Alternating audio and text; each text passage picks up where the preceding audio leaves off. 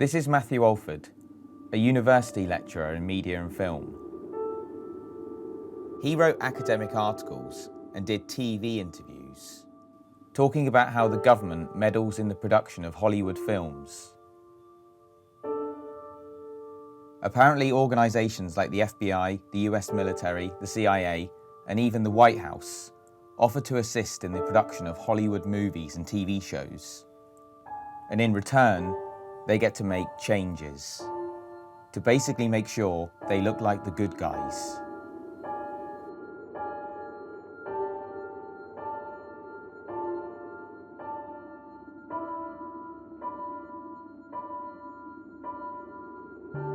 It's pretty sinister to think that entertainment we watch has been deliberately tampered with to shape our thoughts and the things we believe in. And Matt believed that this was only the tip of the iceberg. So he planned his own investigation, and he wanted someone with a camera to document his findings. And he found me. I'm the guy narrating this film, a corporate filmmaker who made promotional films for businesses. Matt told me he'd found a mystery about a dead screenwriter, and he planned to uncover a big secret about his death. Then he said, would I be interested in making a film about his investigation? And I replied yes.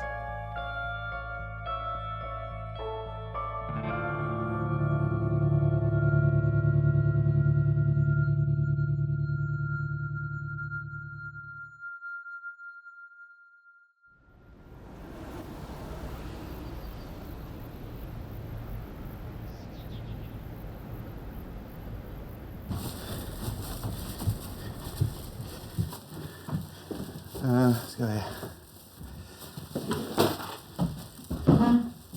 This is some of the documentation that I've collected about this guy, Gary Devore, who was a Hollywood screenwriter. He was behind a lot of big films. Time Cop, Sudden Death, Raw Deal, Dogs of War, Backroads.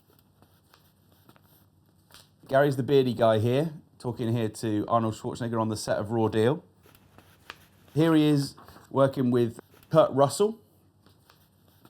This is Gary with his wife, Wendy Devour. If it's to do with Gary Devore, I've got it. What you haven't seen is the rest of it. Do you want to fancy going through that? What do you mean? Well, have a look up in my shed in the back.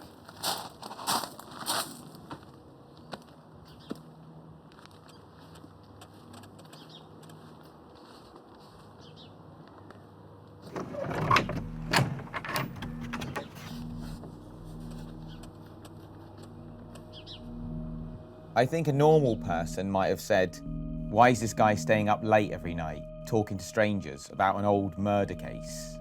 He must be a nutter. Well, I didn't think that. I thought, wow, this guy won't stop until he solves this mystery, and I want to be there when he does. The search is on tonight for a local screenwriter who never arrived back home from an out-of-town trip.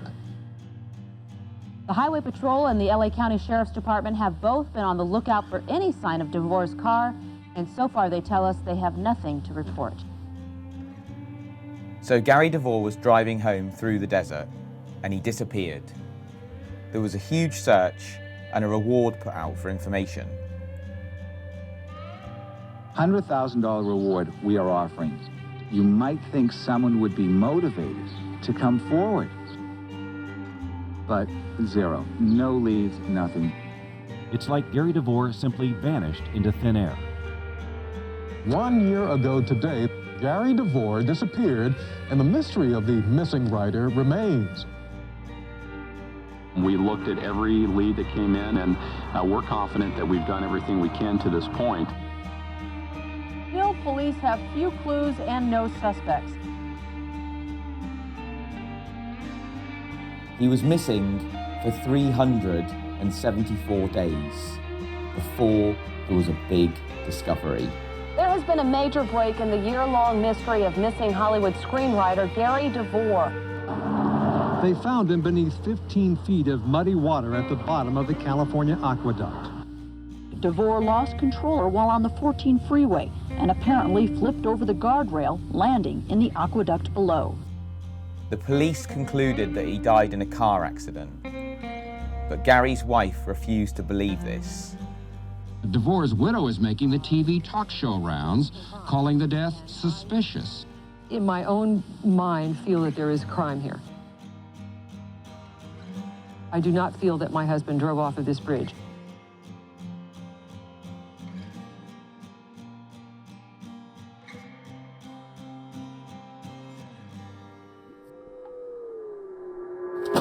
This is the official report that explains the only way that Gary could have died. I will illustrate this as best I can. He's driving down this road. He gets past the aqueduct, which is here. He decides to do a U-turn and drive up against oncoming traffic. In doing so, he manages to find the only gap in the guardrail, which is about 17 foot wide, and he plummets into the aqueduct. No one saw it, no witnesses.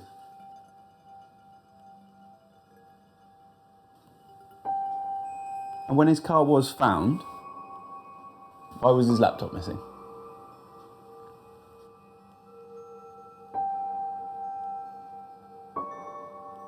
I'm super skeptical of these kinds of things, and it sounded like the kind of weird conspiracy that you'd read about on the internet and then forget about 2 minutes later. But Matt wasn't forgetting about it, and he was a proper, credible university professor. So I thought, there must be a chance that he might actually get an answer. I mean, he was relentless. We've got robbers going around here, right?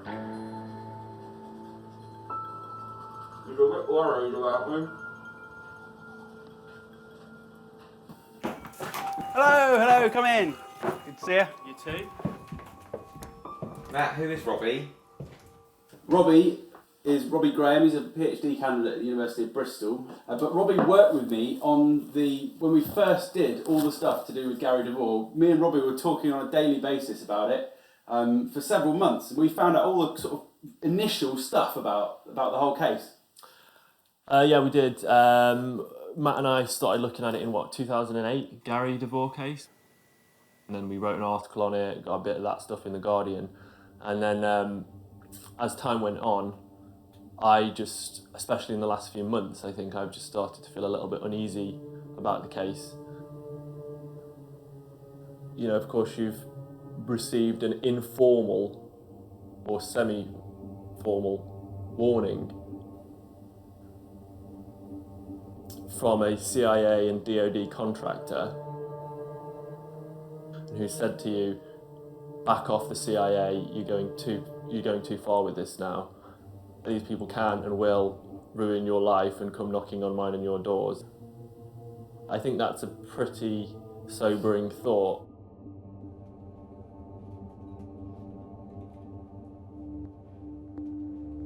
Matt had got a lot of his information from Gary's publicist, Michael Sands, the guy in the TV interviews. He was extremely helpful. The more questions Matt asked, the more material Michael would send him. He also gave Matt the contact details for Wendy, Gary Devore's widow, who lived in Los Angeles. And she said Gary had been working on a film script that disappeared the day he went missing.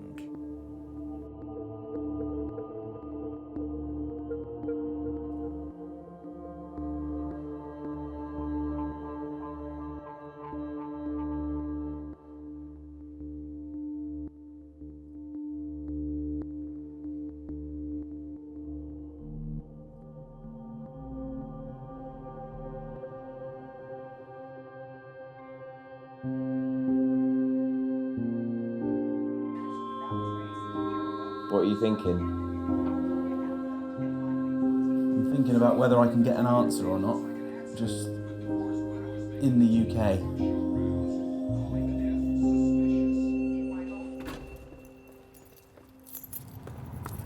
I've never actually met anyone in the flesh before who actually knew Gary.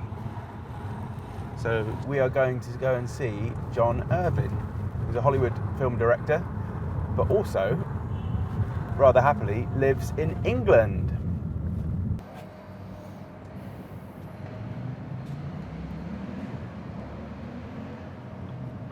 Hi John, it's Matthew Alford. Nice to meet you. John was really good friends with Gary, and they'd had lunch together a few weeks before Gary disappeared. What would you say his mental state was like? He was troubled. Something was bothering him. He wasn't really in the conversation. He was having trouble with the script he was writing, which he talked more about not the script, but about a government very, very sensitive, inconvenient truth.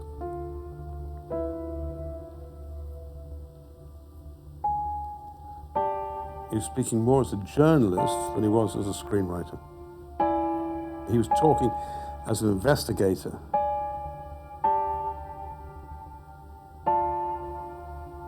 What did you find? What could he have found?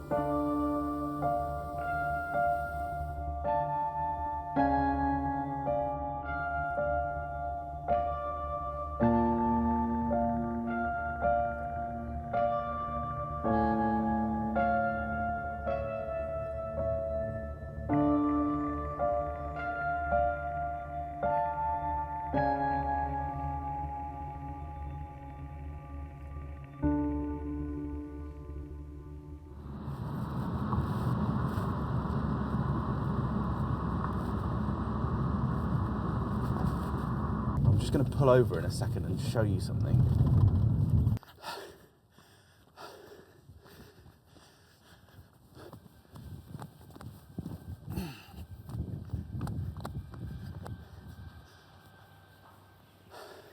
So this is called Sham Castle. It's a folly, a kind of building called a folly, which means that it's like a castle, but there's no substance to it. You go around the sides of the back, nothing, it's just an empty field. This represents to me the institutions that rule us in the West and the convenient stories they put out, like the accident theory for Gary Devore. If we can prove that the government has assassinated a Hollywood screenwriter purely for the reasons of censorship to prevent something from getting out, an important government secret, then that would be huge.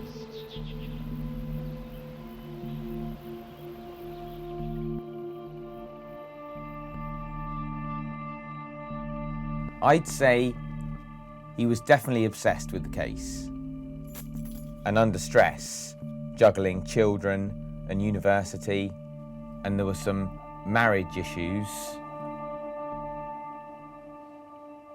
But there was something alluring about the Gary Devore mystery.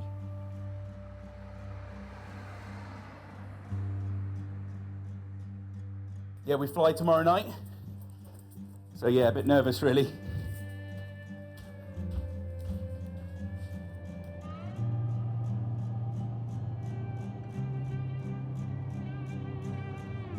There was no plan, there was no backup, in case we got into trouble. Matt talked about all these people we were going to meet, some of which didn't want to appear on camera, which immediately makes you feel as though, what the hell are they going to say? So it wasn't until really when I was on the plane, sat there, looking out the window, thinking, I've got no idea what to expect here. What the hell have I got myself into?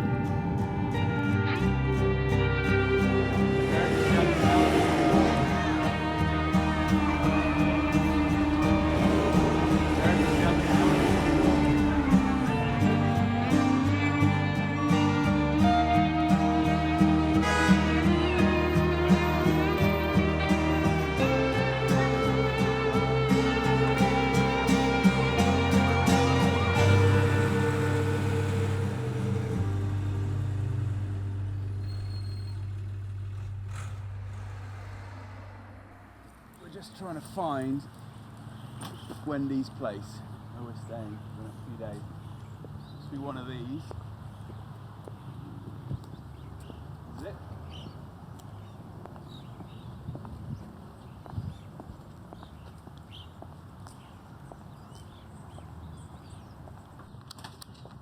Oh, hello. Nice to see you. How are you? Very well, thank you. Come on in. Fine, well. Let me just go, I'll get my bag out here. Bag. Here, Very kind. I'll have it. It's nothing compared to the weight of mine.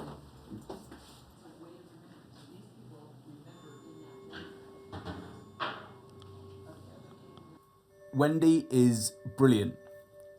She's just as caring as I expected her to be, and she's amusing as well. Hello, put this on your fucking head or you're gonna turn into a radish. And I feel like she's a kind of mother figure, but in a very cool way. And I promised her that I won't leave LA until I've got an answer.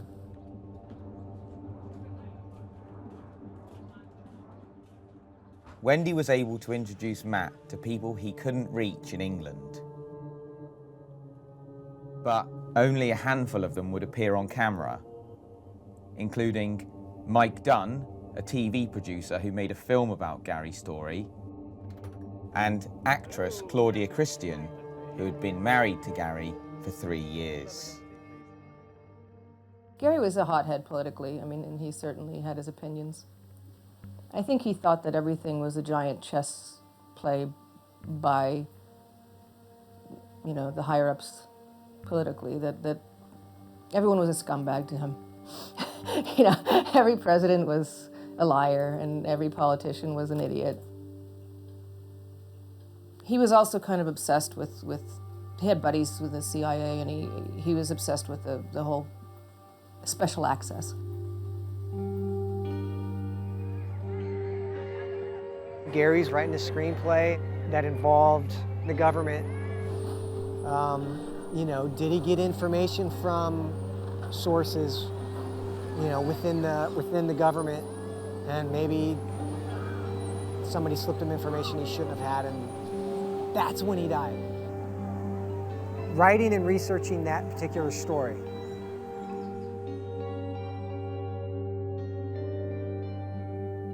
When I first moved in with Gary, he said to me, "Don't be alarmed if you get a call from a person from a government agency. Just take their name down and their number and don't be worried about it." In the first 4 years, there were 2 calls. And then, not too long before he actually disappeared, there were several from the CIA at Langley.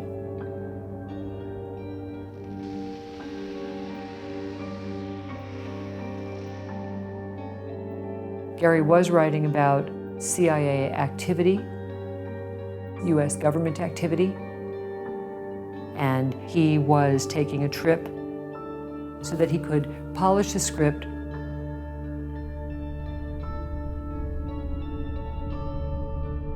and then he had an appointment to come back and turn it in.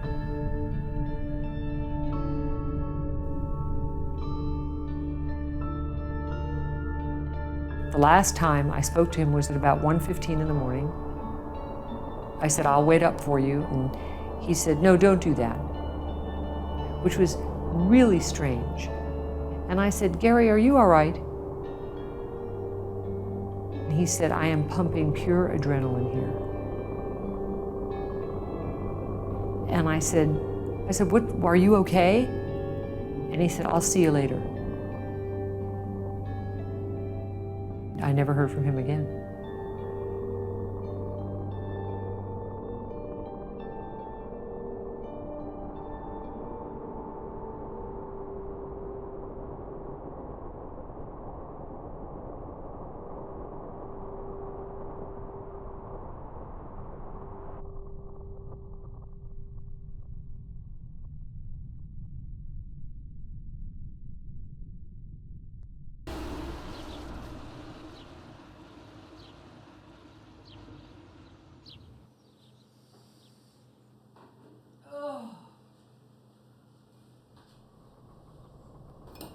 Did you know that Wendy was up all night trying to get hold of someone for us?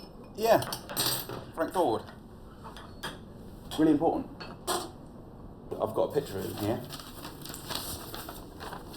This is Frank with George Bush Sr. He worked as a national security advisor, and he looked into the case when Gary disappeared. And he said that he'll meet today with us at 2 o'clock.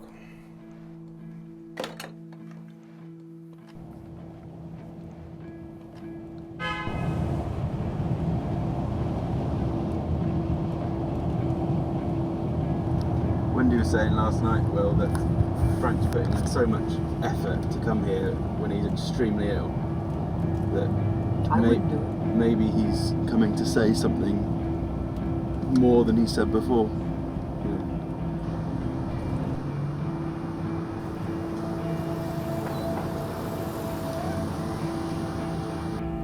This is the part of a movie when someone usually gets killed. Can you put your camera away,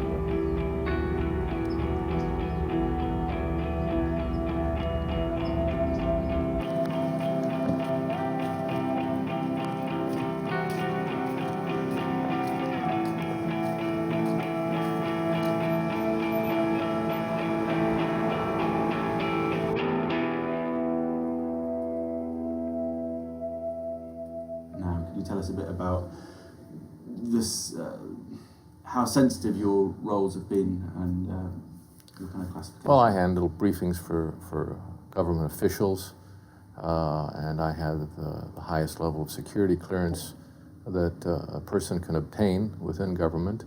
There isn't a higher one. I can't remember the exact number, but I think about 1,000 people have the same clearance. It's above top secret. I understand that you called the CIA and spoke to a man. I called him at the agency and we chatted about Gary's disappearance. And there was nothing that he indicated that he could do to be helpful or indicated he would want to. It was Gary's gone and that's all there is to it, and I'm sorry about it.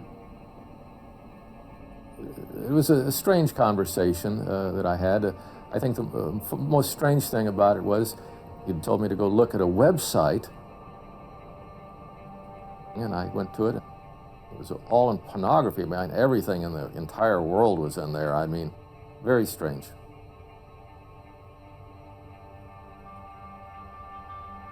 Was there actually child pornography accessible? I don't recall specifically. It seems to me, and I emphasize it seems to me like there was those kinds of things on there, and other things that were not kosher. Once you got child pornography on your computer, anyone could accuse you of being a paedophile. Yes, absolutely.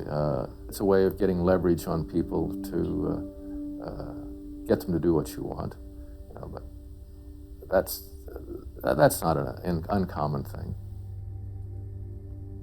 So what do you think happened to Gary? Well, as I was researching this, I had talked to credible sources that had indicated that that night He'd been driving back from New Mexico. Somebody was concerned enough to stop him, to find out what he was writing about,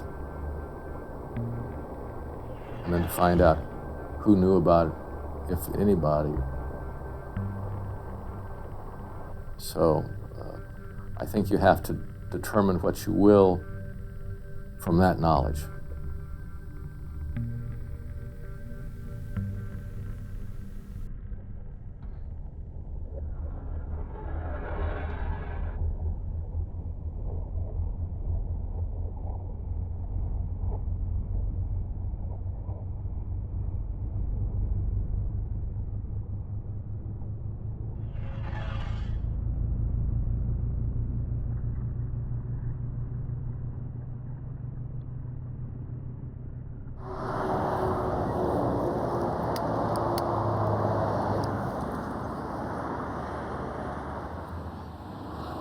So why are you freaking out? What's wrong?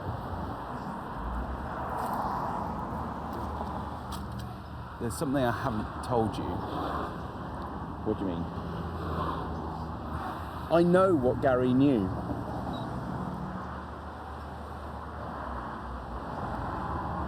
The dictator of Panama, Manuel Noriega, made secret recordings in wired rooms of senior US officials having sex with underage prostitutes, male and female.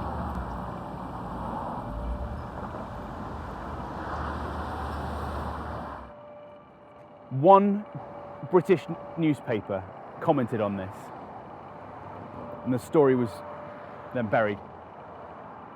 And the guy who wrote it got shot by an anonymous sniper. No one else picked up the story. I think I'm the only person who ever even has seen that newspaper article. I got it from the British Library.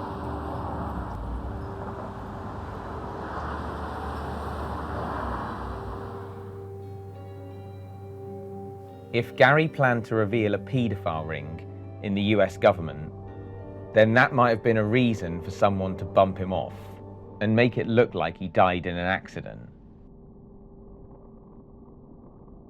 But there was a problem.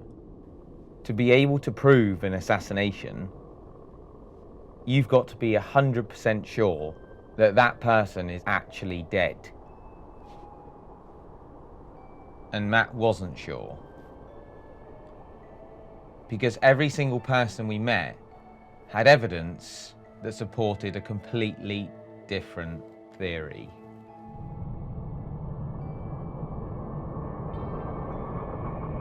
During the time that he disappeared, we had so much search and rescue, so many private eyes, and so many volunteers, as well as foot patrols and choppers. No one reported a large white vehicle traveling in the wrong direction. It just didn't make any sense.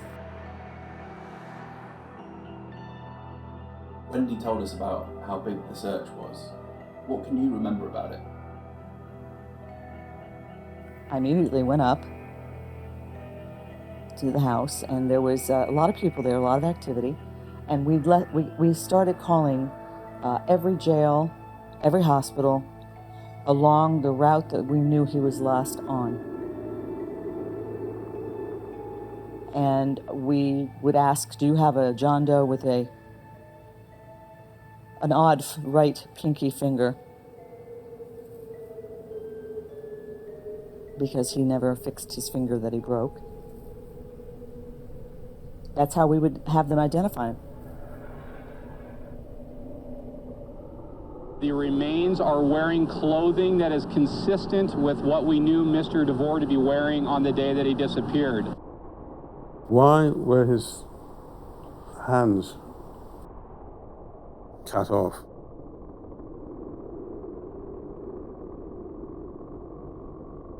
Listen, the man had his fingers removed. Why? Why?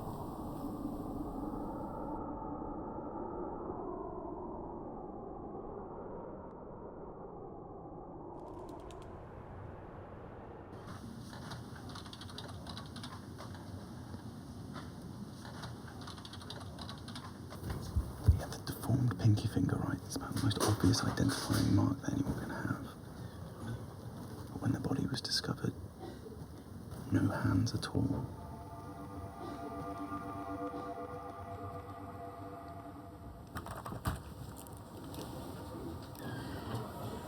Also, they said that the teeth matched Gary's bridge work here, but Gary had no bridge work.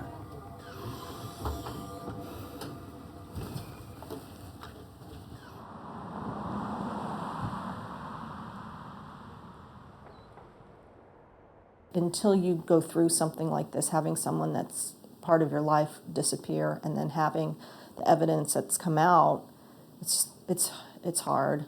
I'll never forget this as long as I live. Were you very close to Gary? I was. Throughout the years, he was very giving. But there was a certain part of him that was a little shut off.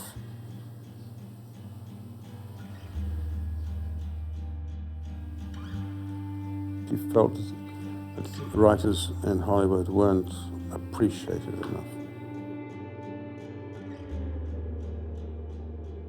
He had this immediate high, and I think he really got used to hanging out with the A-listers and being able to follow your passion, which for him was screenwriting. But his best work was never made. And he was really struggling with that.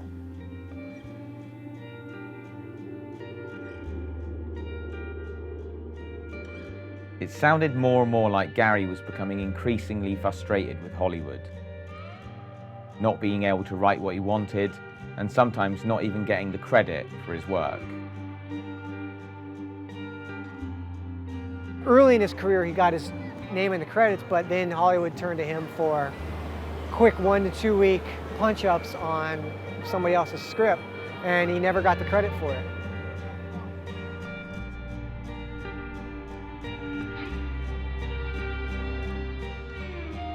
He intended to make this the most hard-hitting script that they would ever see in Hollywood.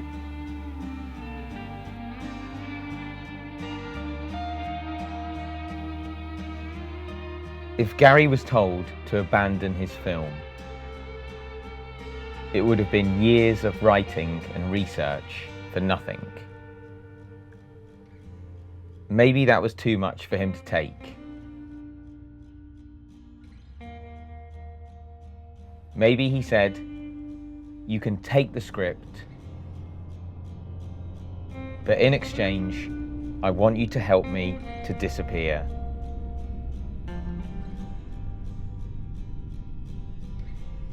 Gary was a very determined man. So if he says, I want to change my life, I want to let it go and start again, reinvent myself, I think he's absolutely capable of it, yeah. Sure.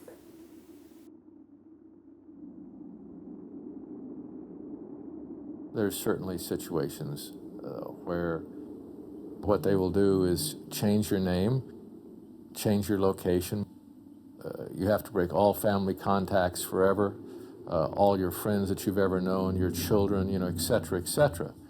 And that may be an impossible scenario for some people to deal with.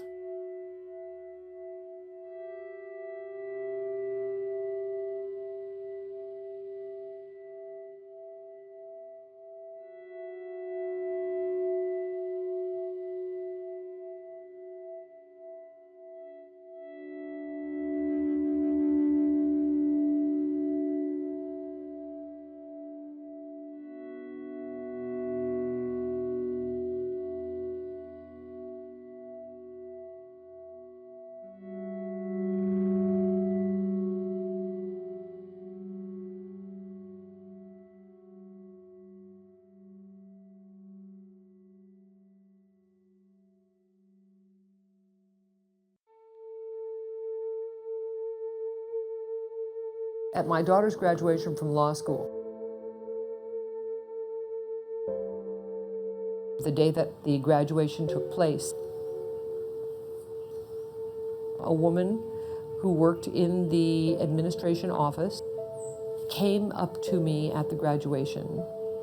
She said that there had been a male caller, very insistent, wanted to know whether Brittany Oates was graduating from law school that day.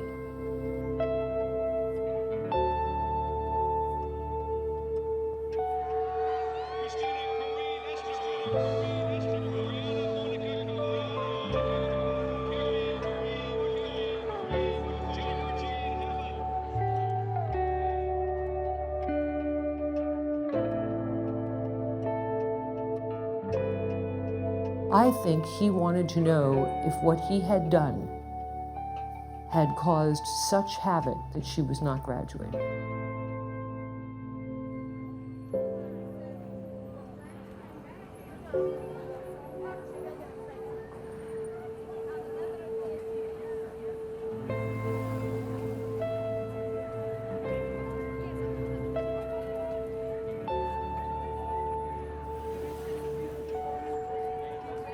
Wendy has never been happier than when she was with Gary. A piece of her kind of disappeared with Gary.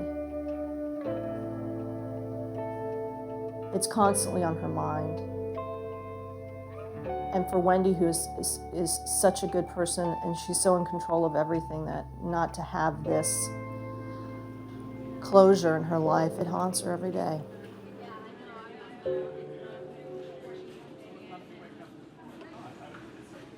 Matt and Wendy were getting on so well, but there was something kind of bubbling under the surface. The dreaded two words, an answer. And Matt was so far from an answer. And it got to the stage where everything that Matt wanted, proof-wise, lay in the hands of the final interviewee, which was a guy called Michael Sands, Gary's publicist. For whatever reason, Matt completely and utterly believed that Michael Sands would hold the key to everything. Michael Sands is was the publicist for Gary Devore. He's the first person I contacted, and it was his testimony that really blew my mind and made me realise that there was a huge mystery to this case. The reason I'm interested in Michael Sands is because people have said that he's involved with the CIA.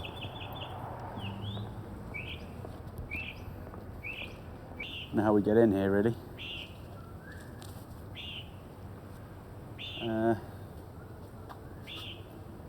What number it is? Oh, 101, I think. Hey, Michael. Hey, come on up. Cheers.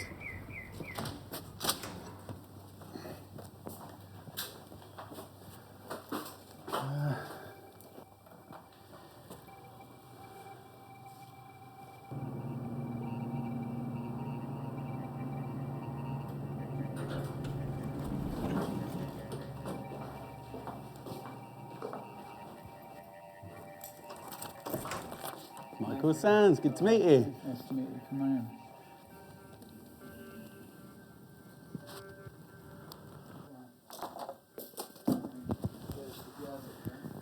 Look what I got for you.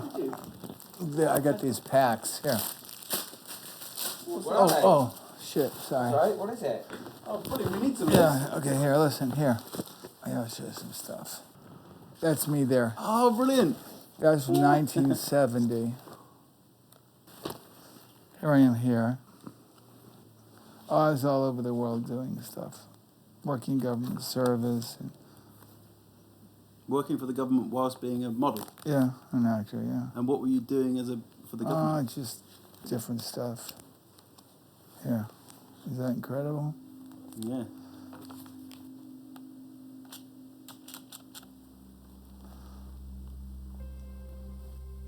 It was all a bit odd at Michael's house. He seemed to be really interested in Matt's research, and he wanted to look at everything Matt had accumulated in the folders. All the evidence for Gary being dead or alive. but it was odd the way he spoke. What we really need is proof. You know, I could always help people out, you know, in need. You mean find proof?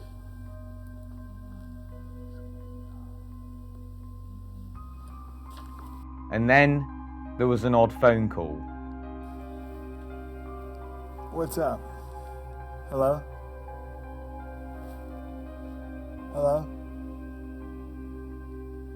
Hello?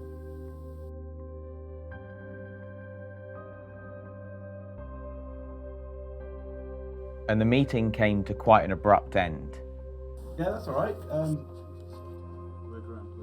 It's fine. Look after yourself. All right. Okay. Thanks, Michael. You got a tripod? Yeah. Yeah, got it all. Got your own bag? Yeah, I got my own bag. Then, as we were leaving, he called Matt back and wanted to talk off camera.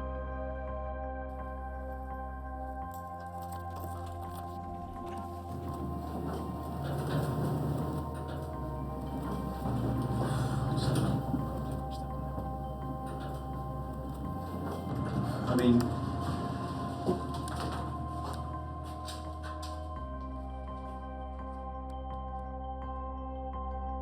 Michael told Matt to give him 3 weeks. And the implication was, give him 3 weeks to find proof.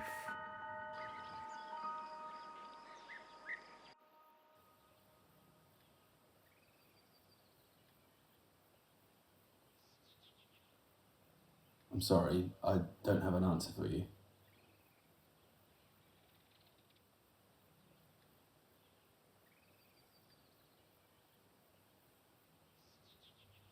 I feel I really need to get back home now, and I will still do what I can to try and find you an answer.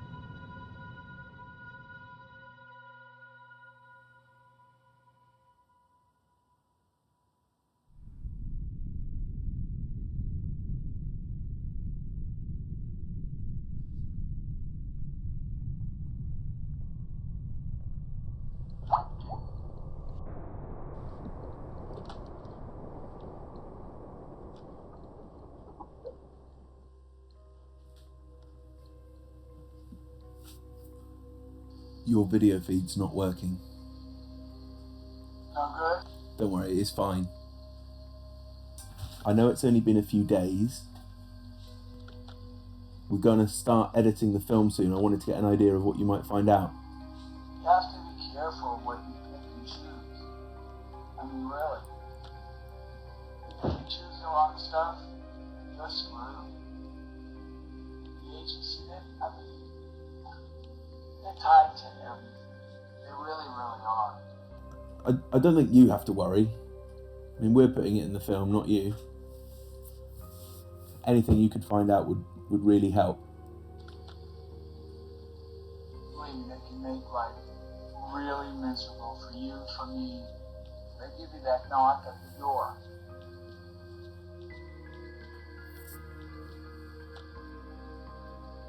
There's no reason why we can't fight this and win it, sticking together, being careful about it, being smart, and we can get proper justice. Else we're just part of the same system.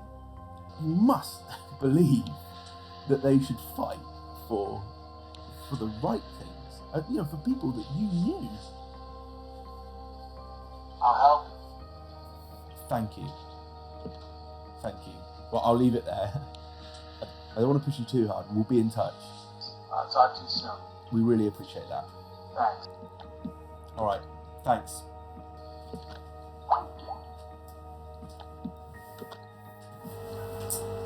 He said it'd happen. And that's about as good a commitment as I think we could have got. I didn't want to be too rude. Was I all right? Was I? Well, you didn't get a bit crazy. Yeah. I just feel that we need to know, and then when we've got the information, then we decide how to act.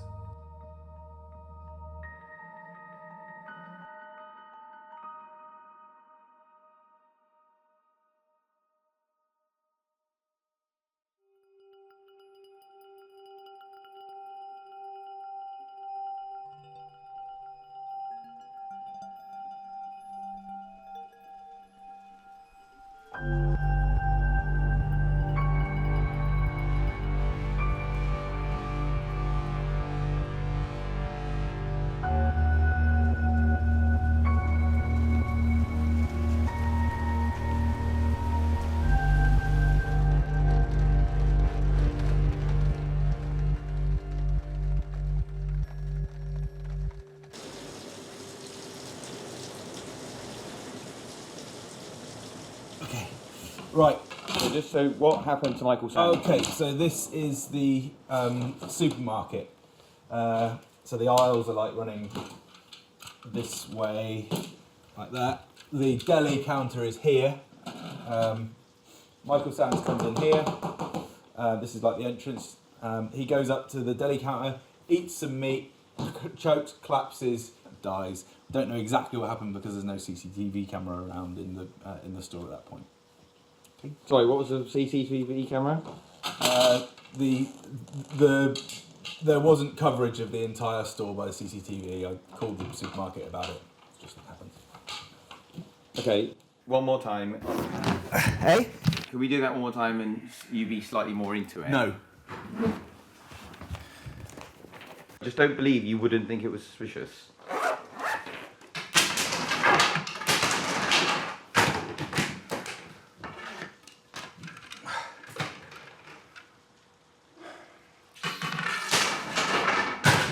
Can I get some pizza? Do you want anything? No, thanks.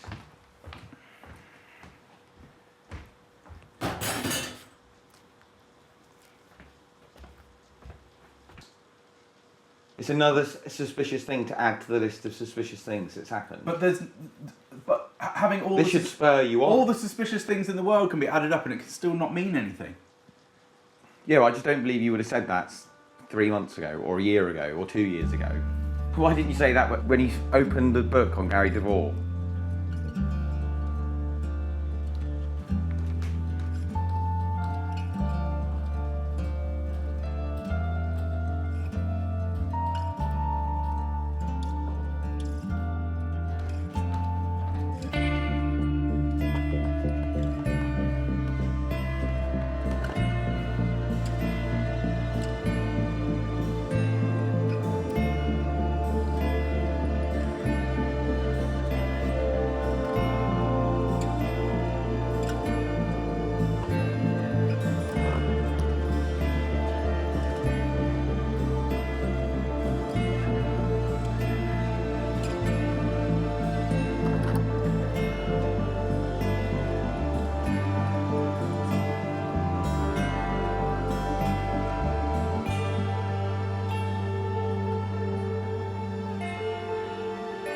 Do you know something that I don't?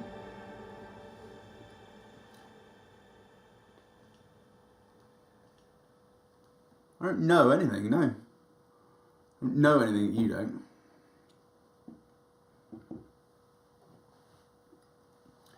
And if I did know anything that I thought was important, I would tell you about it. Or if I'd spoken to anyone that was important, I would say something.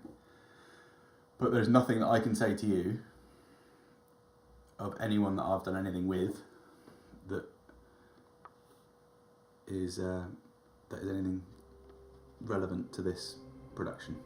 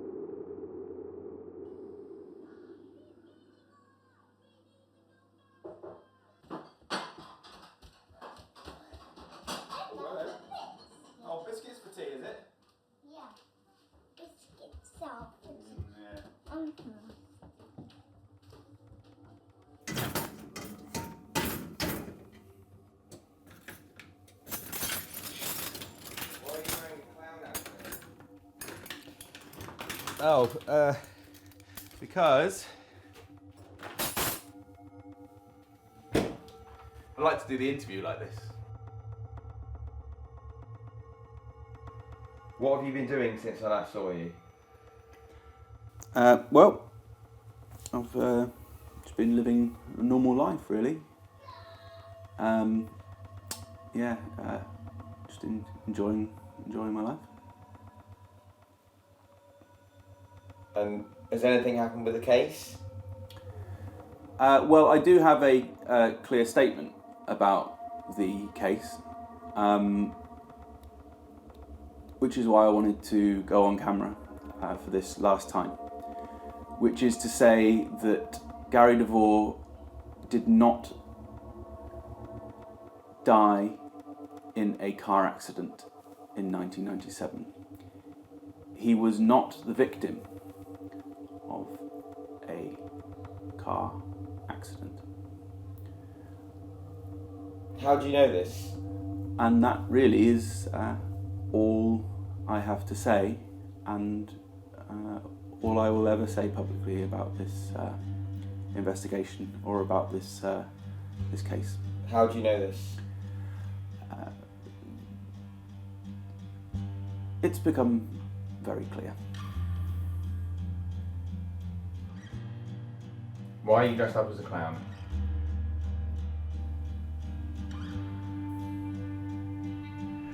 Well,